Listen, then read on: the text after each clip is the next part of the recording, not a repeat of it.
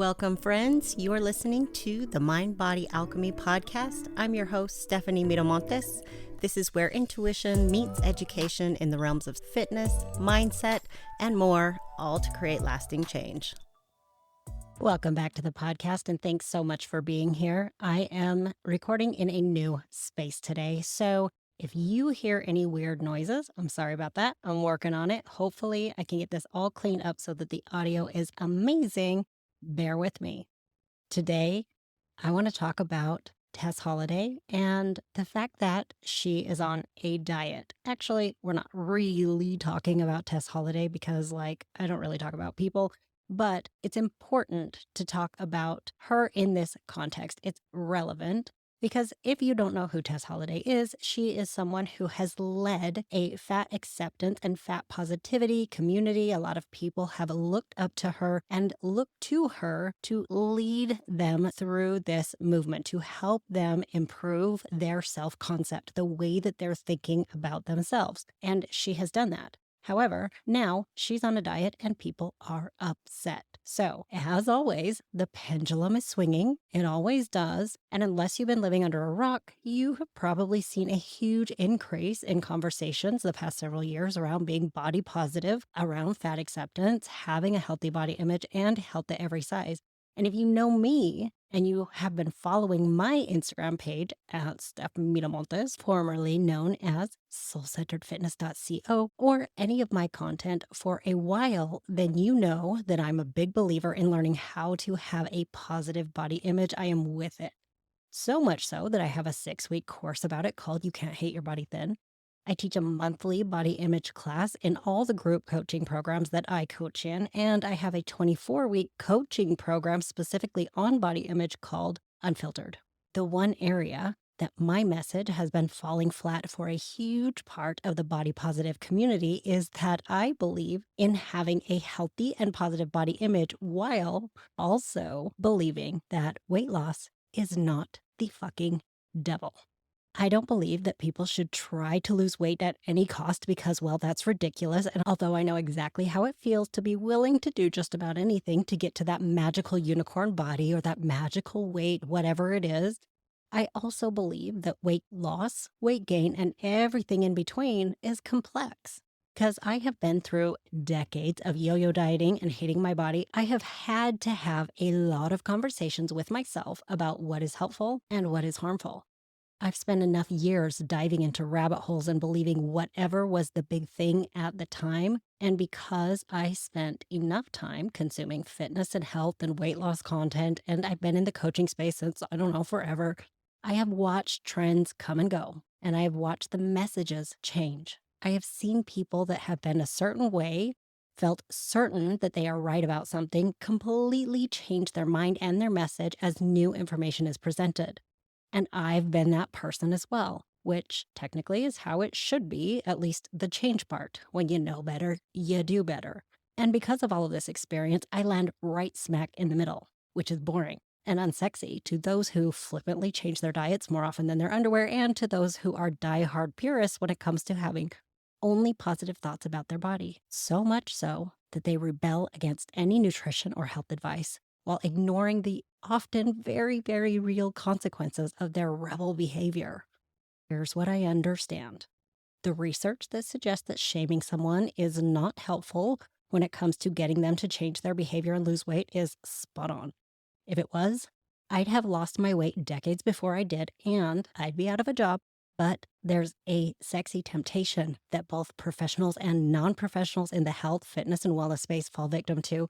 And that, my friends, is binary thinking. There's something self-righteous about it, and there's something safe about it, knowing that you have the right answers, that you are on the right side. Talk about ego. There have been plenty of times in my life where I have fallen victim to it too, and I'm sure that more opportunities to be wrong will come around again and again. I look forward to growing with it. But when it came to body image and the conversation around fat loss, I planted my feet firmly in the center. Now, the body positivity movement's origins actually have very little to do with how the mainstream public talks about it. And I'm not going to go very far into the origins on this episode. I'm actually not the best person to talk about body positivity as a whole because, again, mainstream is wrong. So what I will say is that it has a lot more to do with the truly marginalized identities than it does about weight alone. And because society does what society does, we have made it mean everything about weight. And then those who are in truly marginalized bodies and identities have gotten pushed to the back burner. Body positivity can include body image, but body image is not the same as body positivity. And if you're confused, that's okay. Do some Googling about the origins. You will have it all cleared up. And I have a lot of compassion for people who've latched onto some of the ideas behind these movements because they have finally found freedom from oppressive beauty standards. Hello, we all need that. It's torture to live in a body that you hate and that the world hates and that you feel like in spite of every effort, you can't change. I also fully believe in the idea that health at every size promotes, which is that you can improve your health at any size, and focusing on weight loss instead of healthy behavior change can be harmful. That isn't a universal truth though, and the biased cherry-picked research isn't as honest as it's being presented. We could argue both sides of this. It would be pointless because it would only further reinforce your desire for this binary all or nothing thinking that is not serving you. Some of the body positive values that I am unshakable in are: no one should have to put their life on hold until they lose enough weight that they're allowed to feel good about themselves by society's standards. We do not have to sit on the sidelines waiting for permission to go out, have fun, and enjoy our lives. That is bullshit. No one should have to fight for access to quality healthcare, comfortable chairs, clothes that fit. Diversity of size is a thing, and my God, we need an update in accessibility for a variety of reasons, whether you are part of this conversation or not. No matter what side you live on, it does not matter. We need an update when it comes to having access to things that are comfortable for a variety of body sizes. Everyone deserves to have their needs met, regardless of size. They are lovable, they are valuable, it is important, period. Weight loss is fucking hard, and the way most of the world has been trying it makes it harder. People are so much more than their weight, their size, and their fuckability. Let's just be honest. And the definition of healthy is vague and overall fucked up when it bases its assumptions due to someone's size. It's small-minded and foolish, and I think we can do better. It's also true that there are plenty of thin people who struggle with unhealthy habits and behaviors. It's just easier for them to hide it so they don't have to feel ashamed in public. So I stand in support and solidarity with the fat positivity community on all of those fronts and more. But there is a point where I divert from the message. And that point is in the binary thinking that says all or nothing. And I'm not alone. We are seeing more and more of the fat positive influencers going on diets, going on medication. You know the medication. I'm going to talk about it in a future podcast episode. And they are attempting weight loss for a variety of reasons, most of the time naming health. Which brings me back to Tess Holiday, who I think is lovely and has done some wonderful things in the body image space. And she is one of those people who has gone on a diet for health reasons. And I will tell you, many of her fans are pissed. If you are one of her fans, you might also be pissed. And I think that you have the right to be, but only long enough to self-reflect and realize that y'all are only upset because she offered freedom from the self-loathing, from the same desperate place that y'all were living in. In other words, she needed to be free just as bad. And when she found that freedom, she shared it, and you drank it right up. She is culpable for spreading a message that glamorized unhealthy behaviors. I'm sorry, she did, but she's not your guru. I think about how parents often push diets on their children, not because they suck as parents, but because they're terrified of their children growing up to suffer in their bodies due to social pressure, due to social bullying, limited access to a comfortable life, or simply to try and save them from the same self-loathing mindset that they have about themselves. Same old bullshit passed on generation to generation. Sure, they are responsible for the damage done to their child's relationship with food and their body image, but it isn't a conscious evil that they're trying to pass on to their kids. It might seem limiting, but we're all just kind of doing the best we can. Social conditioning runs deep. Many of the fat positive messages are similar. a worry that any attempt at a health-promoting choice will send them running back down to the damaging path of dangerous diet culture mentality and back on track to a disordered relationship with food, exercise, and their body, or worse. So we are seeing lots of formerly fat, positive people losing weight and talking about health. Is it because they didn't believe what they were saying was true? I don't think so. Instead, I think it's the same as everything else that we humans have to go through.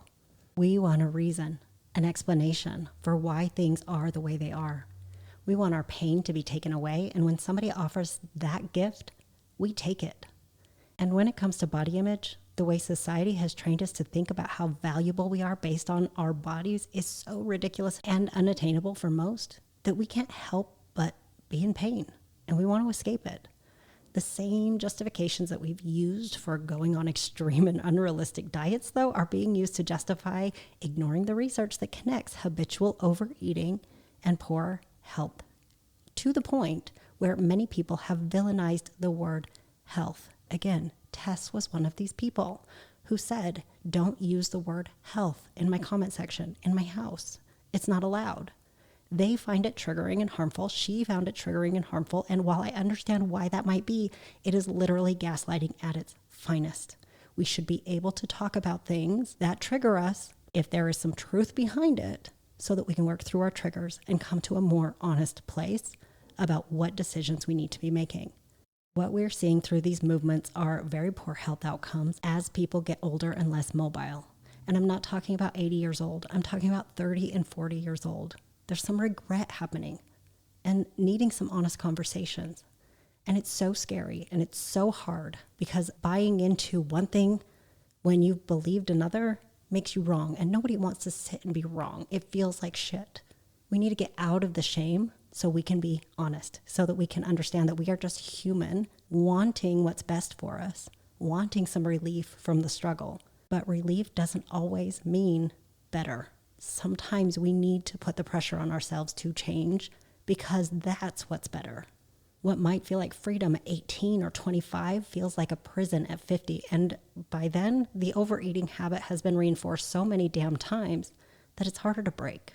Now, I am not talking about everybody needing to be a size 2. So please don't take your brain to that place.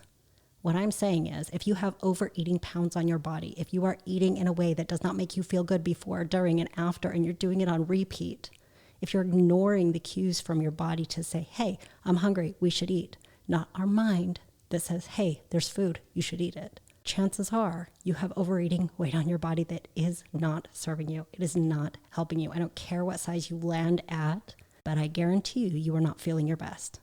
I'm not someone that thinks that anyone else's health is my business unless they ask me about it and they pay me for it. Or you're listening to my podcast, then I consider that you asking me about it. But, you do you. But here's what I've been seeing. More people are asking me about it and paying me for it because they are tired of being so tired in their bodies. Excess body fat has consequences, from pain, immobility, hormone issues, so many more things. Overeating has consequences.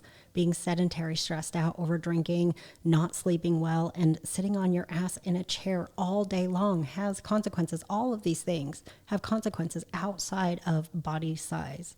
And the biggest cost for me when it came to my habitual overeating, my emotional overeating, was knowing that I wasn't connected. I wasn't taking care of me, mind, body, soul. I was using food as an outlet, as something that I was in a tumultuous relationship with because I relied on it to comfort me. I relied on it to entertain me, to help me procrastinate, to self-soothe, to cure my boredom, and all of these other things that were going on. I wasn't dealing with any of it, which disconnected me more and more and more from the real experience of life that I wanted to be having. Instead, I was having this filtered, buffered, soften the edges so I'm never uncomfortable life, which made me ultimately so much more uncomfortable. So here's what I think. The world is ready for change. I know that this change comes on the heels of the semaglutide type drugs being widely available. And I don't believe that everyone who loses weight will do it in a way that's healthy and sustainable and create all of these wonderful habits. I think there's going to be some serious bullshit happening, and we're going to see it. I've already seen it. I've seen lots of it. But in spite of all of that, I do think we're ready to see some change. And the world is ready to see a more diverse definition of health, a more middle ground when it comes to the weight loss, exercise, and healthy eating conversation. We are ready to be less offended by talking about things that need to be talked about honesty, about truth. I think we're seeing a swing in the opposite direction, with people losing a ton of weight, being addicted to the high that seeing the scale go down gives, even though it's such a false feed, and some food and body obsession that comes along with it. We're going to see those things, but like most things, it isn't sustainable. And we have an opportunity right now to be thoughtful and intentional about how we have this conversation, about the habits we want to develop, about the life we want to live, and how we want to feel while we're living it. All right, that's all I have for you today. I've got lots of great stuff coming for you in 2024, including conversations around body image. So make sure that you are on my email list so you do not miss a damn thing. If you enjoyed this episode, do the cool thing by leaving a rating and review for the podcast. It helps me so much more than you know. A no-cost way to support me in this work is to share. Screenshot the episode, share it on social media, and let me know what you're enjoying about it. Tag me so I can come by and say thank you so much. If you have any questions or thoughts on this episode, ideas for future episodes, or if you want to know how we can work together one-on-one, my inbox is always open for you. All of my contact information is in those show notes. And I just want to let you know that the wait list right now for Unstuffed is active. That is also in the show notes. Make sure that you jump on that. It's no obligation, no pressure, but you get to know when the doors are open first. Always comes with some really cool bonuses, and that is coming right up. Man, time sure flies. So this spring, the doors will be open. If that is something you're interested in, make sure you sign up, get some cool stuff while you're waiting, and I will see you next week. Bye.